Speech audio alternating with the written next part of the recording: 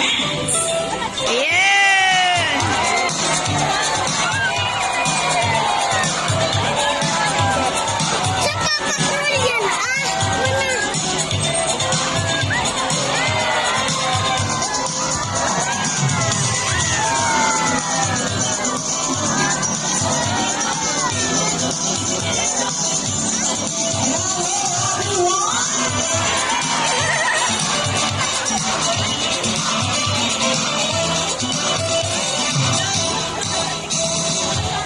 Wow, what a beautiful entrance. Good day, everyone, and welcome to Aquatica. By the way, I'm Trainer April, and I'd like you to meet my friends together with your trainers one at a time. On our website is the only male South American feline that we have, and he is the handsome one. Wow, confident. Music, together with Trainer Mark. Say hi. The youngest female South American feline that we have here. And according to your trainer, she is the cutest. Together with trainer Jarek, say hello. Hello! Now let's continue. So guys, do you have an idea why they're called feet or feather-footed marine mammals? An idea, do they have feathers? Well, let's ask them. Hey guys, do you have feathers? The answer is no. It's actually feathers from flavors, which are shaped like a bird's wing. See those? Events can also be translated as wing-footed, since their flippers do look somewhat like wings. In fact, they need to be flying underwater as they swim from place to place, right, line rats? And you know, they're often nicknamed as seals because they look very much alike. But some differences between a seal and a sea lion is the fact that they have bigger front flippers. And they can also turn their back flippers, something seals cannot do. As a result, they can walk upright. Wow! And that's a fine demonstration. How about applause for our sea lion friends? And you know what, guys? They have this long and flexible neck. How flexible? Well, check this out. Flexible neck. And applause for our sea lion friends. As you can see, their bodies go very coat of short coarse hair, and their whiskers have the sea lion sense of touch. They contain their fibers, which make them sensitive. Nice smile. They also use their whiskers for navigation. It's like vibration from brain. Nakita mo na sila yun. Maganda. Give them a good sense of hearing. More power below the water surface. Sea lions and every mammals can see well both above and underwater. They have keen eyesight but no color vision. In the wild, they can have waters close to shores, flat rocky cliffs with tide pools, and or rocky beaches. They have excellent climbing abilities, which can easily scale rocky cliffs. Check this out. Wow! Now let's talk about their swimming abilities. Sea lions can generally cruise around 11 miles per hour using the rowing movements of their front flippers, while their back flippers are stretched out behind their bodies, functioning as rudders for steering. And that is their normal swim. Nice and easy. Thank you so much, Vincent Ira Trainers.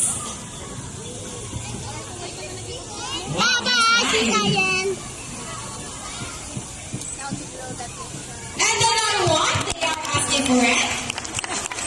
Alright guys, this time, would you love to see dance number from our sea lion friends?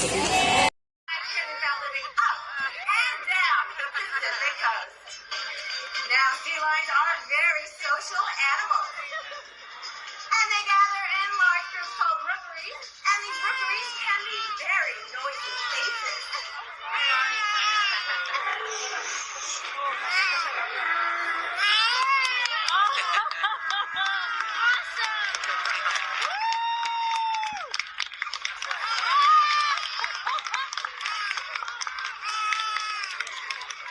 Now, males going to vocalize to announce and defend their territory. While, but same idea of French, or it's a bit harder to tell the difference between a true seal and an ear seal. So let us give you a few hints. First, look at the side of the animal's head. If you see an external ear flap, you are looking at an ear seal. Ear seals also have long, strong, and flexible front flippers, which they use to pull themselves through the water, just as we use our arms when we go swimming. Sea lions' hind flippers are used for steering. Check, big down. Their hind flippers also rotate underneath their bodies, which enables them to walk on all fours. And as a result, sea lions are extremely mobile on land.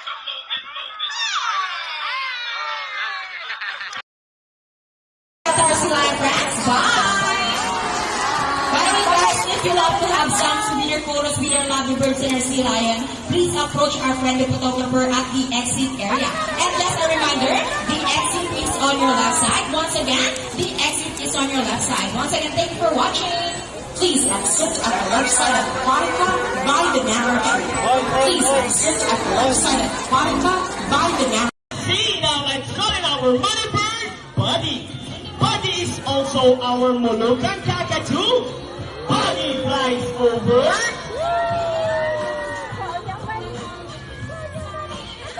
Oh, he lands down money and flies back. And I think Buddy flies on and back on the a round of applause for our donor.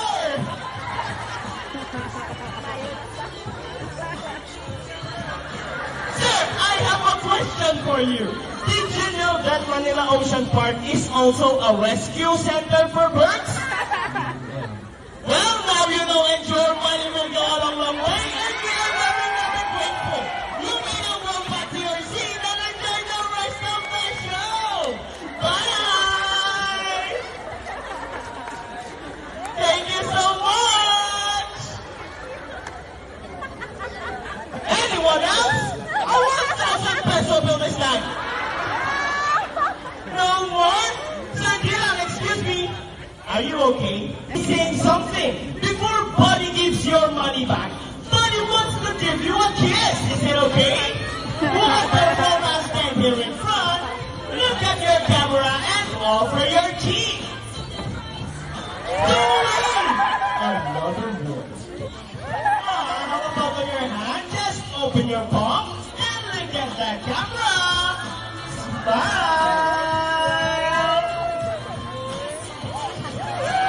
And there is your money. A round of applause for our volunteer. This time, I guarantee you that Sassy will win. So what race do you have in mind? I want a remix. And what is a ring race? The first bird who can drop 3 rings into the pool, the fastest is the winner. That is a ring race. So a ring race it shall be. Remember guys, that point is 1 point. Sassy. So girls, let's do our first this time.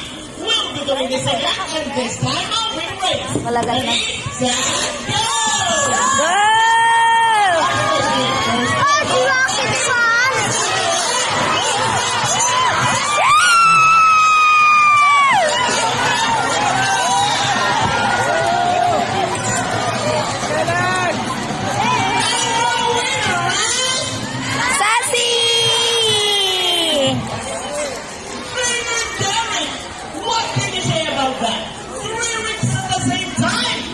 Hey, you guys cheated.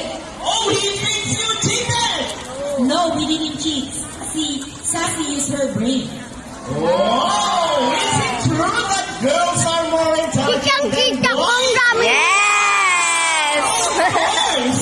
No! Of course, Sassy and Rocky. Meet Peter and Bro and Jane and Jerry. Bye! Intelligent she is by putting the shapes back into the correct. Wow! Just like Sassy, green-winged macaws are from South America.